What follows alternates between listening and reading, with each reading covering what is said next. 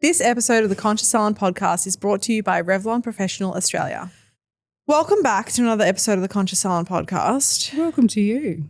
Thank you. Thank you. I don't think you've ever welcomed me. Thank you. I've been waiting for this moment. Tessa, we want to talk about something that comes up a lot for our clients. And we know that if our clients as salon owners are struggling with this, then our non-clients, podcast listeners, are absolutely struggling with this too. So this is all around holding space versus holding accountability and when to lean into both with your team members. I think this is super important because you've taught me so much about the difference between the two and when to lean into one versus when to lean into the other and how to still be a compassionate, heart-led leader but hold the line and hold a standard in your business as well. So Tess, do you want to talk about how this has transformed your leadership? Yeah. So many years ago, I actually found holding people accountable really uncomfortable and something that I would avoid like the plague. So I'd often find that we'd do these really beautiful goals or, we'd have a one-on-one and we'd have all these things set out. And then when it came to like actually checking how they'd gone with it and circling back and finding out how they went with their goals, if they hadn't done them, I would be like, oh, it's okay. Don't worry. It's okay. It doesn't matter. Like we just didn't, that was the thing I found. Goal's a goal. Yeah. I was like, oh, who cares? Like I was literally like, oh, it doesn't matter. Like who cares? It's no big deal because I found it so uncomfortable to actually hold people accountable and motivate them. And actually say like, why did you not hit those goals? Yeah. So one of the big things that's really changed with this for me is that when we start, and like this really comes up a lot when people start doing one-on-ones. So a lot of the time when we start talking about, one-on-ones is one of the most vital meetings in our salon. Like it is truly the most transformative time for you to be able to connect with your team, to really understand what's happening for them, to support them, to inspire them, to celebrate them, to set some really great goals, to give them feedback, whatever it is that you're needing to do. In a one-on-one is really the space and the time where you can really do that in a really conscious, appropriate manner where it's not off the cuff or not something where you're in a reaction or something that's not consciously cultivated, I guess. So like we are actually having intentional time and you can have discussions around the things that you need to. So with this, one of the biggest things that comes up is that people find it really challenging when they're setting goals to know how to hold someone accountable with that, or if someone's sharing, how to hold space without having everything derailed from that. And I want to talk about the balance between the two. Well, can I give you some definitions that I've pulled from different calls and notes that we've had? Holding space, the definition for us is that you listen, you regulate the room, you validate feelings, and you get curious. You do not rescue, excuse, or lower the standard. Holding accountability. You name the expectation, you name the gap, you name the impact, and you name the next steps. So we always talk about the big thing, the one next step. Yes. We set clear deadlines and a measure of success, and then we follow up with it. So we always bang on about SMART goals. I actually heard one of our mentors, Kate Morris, the other day saying she hated SMART goals. And I was like, we love a SMART goal because I think the simplicity of it is just if you follow a SMART goal format, you can't fuck it up. So setting that, and I really wanted to hone in on that, setting that clear deadline, setting the measure of success, so how we're actually going to measure it, and then following up on it. That is probably the biggest thing that we do differently, that I feel like I don't think I've ever heard someone teach this in our industry, of the follow-up, the importance of following up. Tell me about that goal that you wanted to achieve last month. Now tell me what stopped you from achieving that goal and why. I think this is super important. What do you lean into more? Is there one that you lean into more versus the other? No, I would say that I'm pretty fair with, for me, whenever I'm sitting down with someone and if someone's needing to, or if someone's approaching me and they want, support, if someone's coming to me and they're wanting to be held, like And sometimes that can be physically, sometimes that can just be, I just need to talk out what's happening for me. My only intention in that moment is to let someone speak in their entirety and just literally be a sounding board. So often what we can find is, and it's the people pleaser. It's the one that's, as, business owners, we often have a lot of control. We feel that when we have these moments that we've got to have all the answers and say everything and like we've got to talk more. When you're holding space for someone, it's not your turn to speak. It's really important to let someone have their moment, speak in their entirety. And then when it's okay to do so, then you can start getting curious, asking questions, acknowledging whatever it is that every situation is going to be different. But I think where it can sometimes get missed is that people will either speak over someone when they're sharing with what's going on for them, connect through comparison. So, and I get this, especially someone that's neurodivergent. This is a really big way that people with ADHD can connect. It's the comparison connection, comparative connecting. So it's things of like, oh, that's happened to you. This has happened to me as well. So this can be one of the challenges when we have someone who's coming in and sharing if they've gone through, a bad breakup, or if they're noticing they've got a really big block, or they've dealt with a unhappy client, something like that where there's emotions there. It's so important during this time that you truly hold the space and allow them to speak without offering anything of your own. So not what I would have done was this, or, you should just get rid of him, he sucks, or like whatever it is. This is a time when you hold space. You really need to be quiet and turning your ears on and just listening to what's coming up for them. Now, where this can sometimes get lost is that people start getting really uncomfortable. So when they're having these moments and, they start opening up for these conversations for their team to come in and be vulnerable with them, when they actually start getting vulnerable, it can make people feel really uncomfortable, and people want to be like, well, just do this. That's what I do. Or, like, oh yeah, I've dealt with that. It's fine. Or like all of these things. And like I say this because I've done this. I know from experience, this is not holding space. It can shut someone down. It can really dismiss how they feel. So when we have that space being held, it's really important to listen, allow the person to speak, and then offer things afterwards. But quite often it is just that acknowledgement and getting a bit more curious, say more on what you're feeling. And if you think about if you've ever listened or watched or seen or been to a therapy session, majority of the time when the therapist is in session, they're actually not talking. They're listening. They're listening and they're listening and they're asking questions, and it's not huge questions. It's things like, say more on that. Tell me when you said this, what did you mean? It's really just asking simple questions and allowing the person to feel. People walk out of therapy feeling better because they feel they've been heard and they feel like someone's understanding them. And that is truly like the biggest thing of therapy is feeling like someone's listening to them and being understood. So it's really important when we're holding space, that's things that we're doing. On the flip side of that, with the accountability piece, this is where I feel like the salon owners it's so easy because majority of us have those people-pleasing tendencies. Where we see a lot of salon owners really get this wrong is they turn empathy into enabling. Yes. So they go, it's, someone said something about mental health, so therefore I can't touch that at all. Someone started to get emotional, therefore I just changed the conversation because I was really uncomfortable.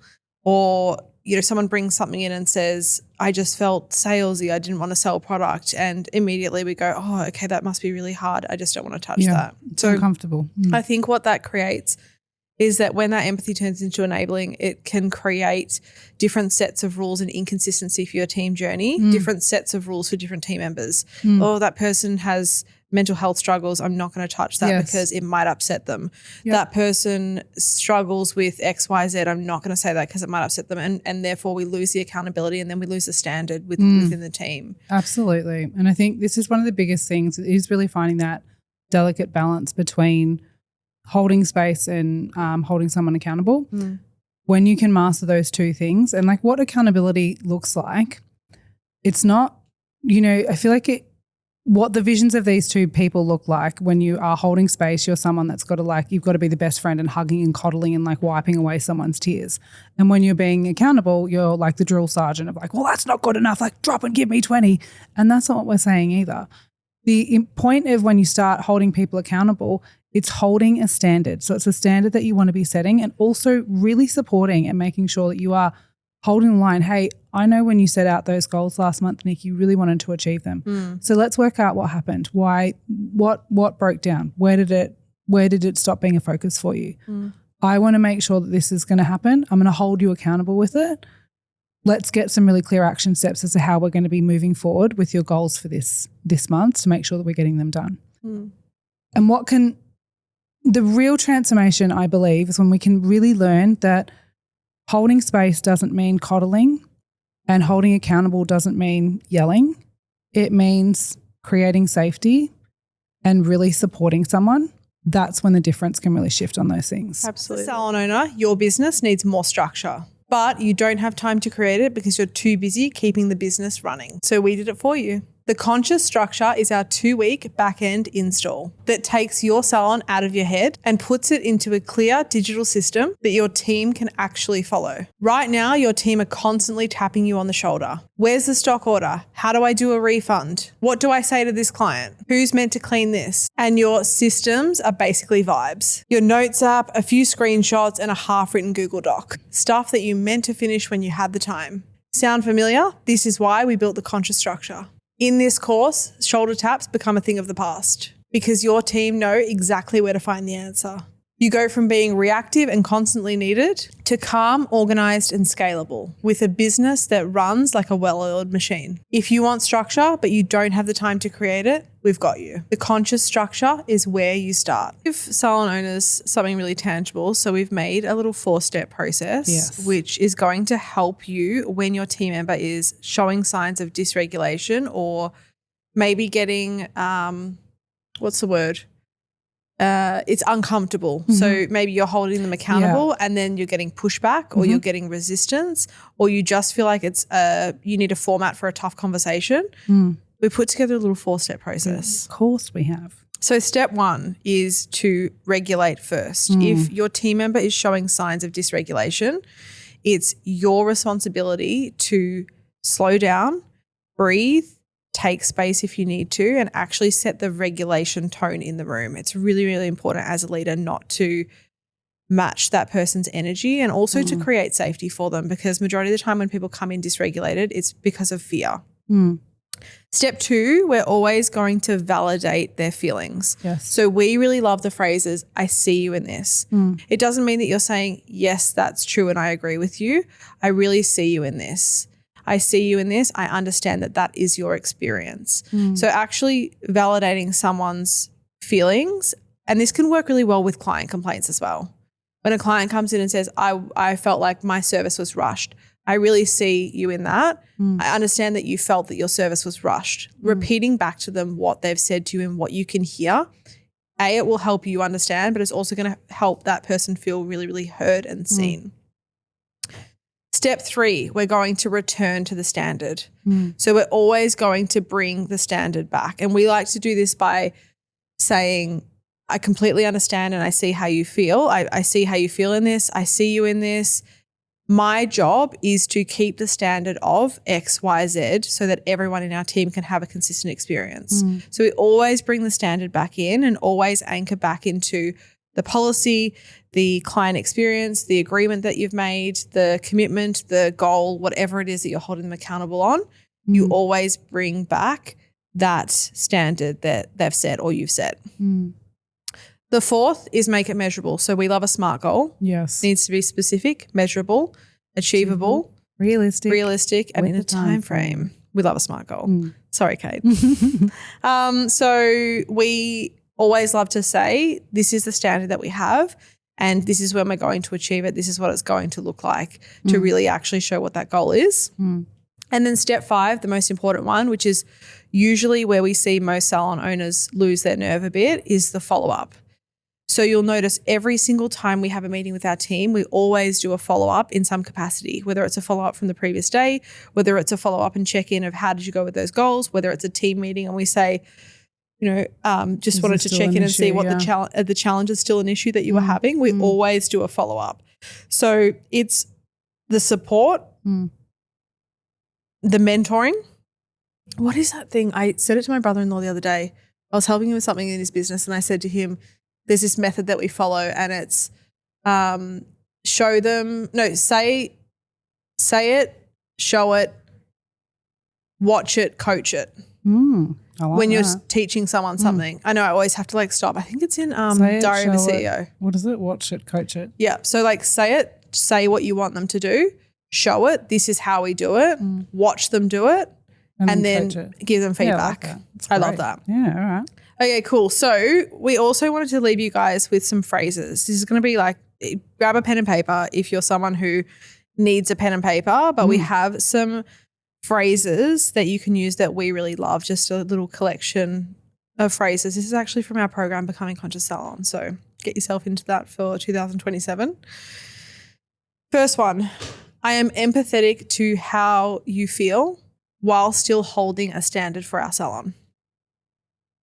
Second one, your feelings are valid, but the behavior still needs to change. Third one. Oh. Huh? Oh, I was going to say, go, jump in. I'm here to support you and I'm also responsible for the outcome. I think this is a really good one because it really does give that accountability there, but also involves you into it. So it just kind of gives that thing of I'm here to be in the trenches with you. Let's do it together. Fourth, let's be clear on what done looks like, then we'll follow it up. This last one's my I favorite. was going to say, you say. I'm not available for repeating patterns, but I am available for a plan. So really important when we start seeing patterns and behaviors that are red flag or amber flag behaviors. And look, at the end of the day, team members are human. We employ humans, not robots. But when we see those patterns that come up repeatedly, actually acknowledging and letting that team member know I'm seeing these patterns from you repeatedly. I'm not available for this to continue. However, let's make a plan together. Yeah. I think there's that really strong accountability in there while also holding that space and holding the standard and holding the line, which is super, super important. Agree. Tess, what would be your main tip for someone who was wanting to strengthen the way that they hold accountability and hold space for their team? Way that you hold, first one for accountability, I would definitely say once the plan or decision or whatever the thing that's being put out there is put in place, having an action step of how they're going to achieve it. So create an action step with them. So Nikki, for your goal of hitting, $300 in retail this week, what's your action step to ensure that that happens and actually getting something from them? So I'm going to, put products in front of clients that I'm recommending them rather than just talking about the product. Something like that, we've got something tangible to actually support them with it. If you create an action step for them, it's giving them literally a little boost up of great, I believe in you. Let's do this. Here's your action step. Let's focus on that. The goal will be achieved if you're following it this way. So that's what I was doing for accountability, create action steps. For someone who is wanting to strengthen supporting, holding space, I would really recommend, truly, it's what I say to everyone walking into this for the first time, speak less and listen more. So really listen to what's happening. Don't solve it. Don't try and fix it. Don't try and make it a level playing field. Let someone say what they need to say in their entirety. Just listen, listen, listen, and then offer minimal things after. Even asking the question, how can I best support you with this? Asking them, tell me how I can support you. Because often what we'll do is we'll put on the responsibility to not only control how they're speaking and how they're letting things out, but then we'll put the responsibility on how I need to fix it for them and do it for them. And we can't do that. We're not there to do that. We're there to listen and ask how we can best support them. That would be my biggest tip for that. Listen more, say less, ask what you can do to help. Love. Amazing. We're leaving it right there. Thank you guys so much for listening to another episode of the Conscious Salon podcast. Love you guys. Stay conscious.